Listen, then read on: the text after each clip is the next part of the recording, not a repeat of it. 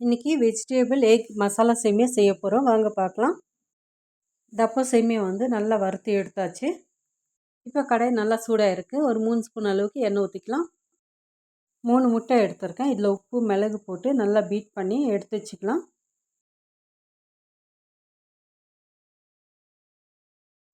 இப்போ எண்ணெய் நல்லா காஞ்சிடுச்சு.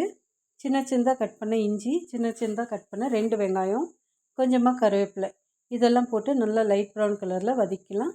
கொஞ்சமாக ஒரு 1/4 ஸ்பூன் அளவுக்கு உப்பு போட்டுக்கலாம். இப்போ சின்ன சின்னதாக கட் பண்ண கேரட், கேப்சிகம் எல்லாம் போட்டு ஃப்ரை பண்ணிக்கலாம்.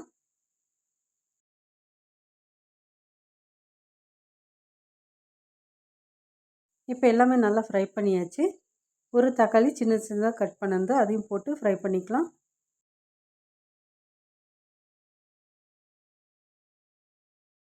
இப்போ வெங்காயம் காயெல்லாம் நல்லா வதங்கிடுச்சு.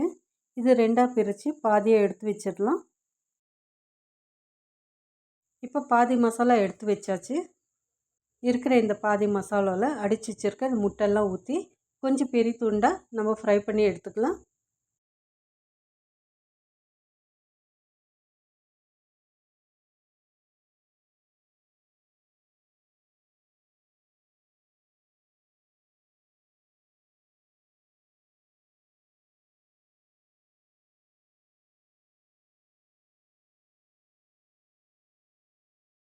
எல்லாம் நல்லா ஃப்ரை பண்ணியாச்சு. இப்போ இதில் மசாலா போட்டுடலாம். 1/2 ஸ்பூன் வந்து கரம் மசாலா, 1/2 ஸ்பூன் வந்து மிளகாத்தூள், 2 சிட்டிகை தனியாத்தூள், 1 சிட்டிகை வந்து மஞ்சள் தூள், பெருங்காயம் 1 சிட்டிகை அளவுக்கு. இப்போ இந்த மசாலாலாம் நல்லா வதக்கி விட்டுட்டு இந்த முட்டையை வந்து நம்ம தனியாக எடுத்து வச்சிடலாம்.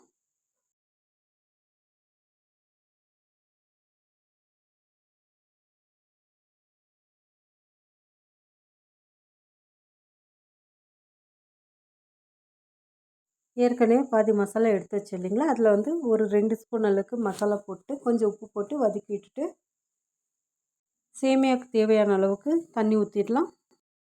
தண்ணி நல்லா கொதி வந்ததும் சேமியெல்லாம் போட்டு நல்லா வேக வச்சு எடுத்துக்கலாம்.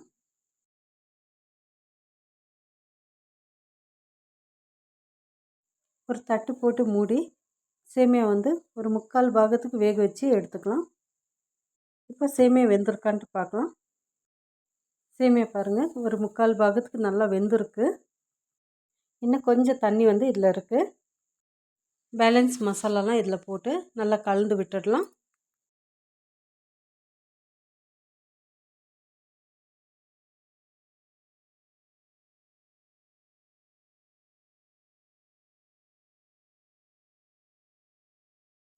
இன்னும் கொஞ்சம் சேமியா வேக வேண்டியதாக இருக்குது.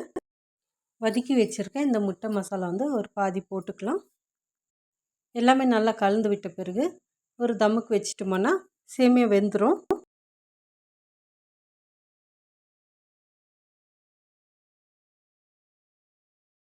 இப்போ சேமியெல்லாம் வெந்துருச்சுன்ட்டு பார்க்கலாம். இப்போ எல்லாமே நல்லா வெந்துருச்சு. எல்லாம் நல்லா கலந்து விட்ட பேலன்ஸ் இருக்கிற இந்த எக் மசாலாலாம் மேலே டாப்பிங் போட்டு சூடாக சாப்பிடும்போது ரொம்ப நல்லாயிருக்கும். இந்த மாதிரி வெஜிடேபிள் எக் சேமியா நீங்களும் செஞ்சு பாருங்கள்.